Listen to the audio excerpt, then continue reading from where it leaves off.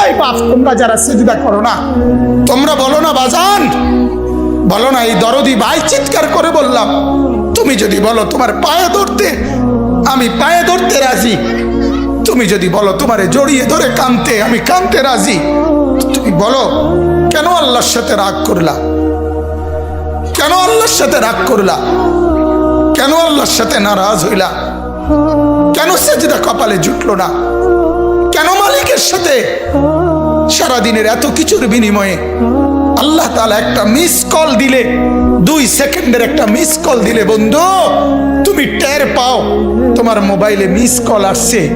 এত বড় মসজিদে 6টা মাইকের হরন দিয়া আল্লাহু আকবার বলে তোমারে ডাক দেয়, তোমার একটাবারও কানে লাগে না, বিবেকে লাগে না।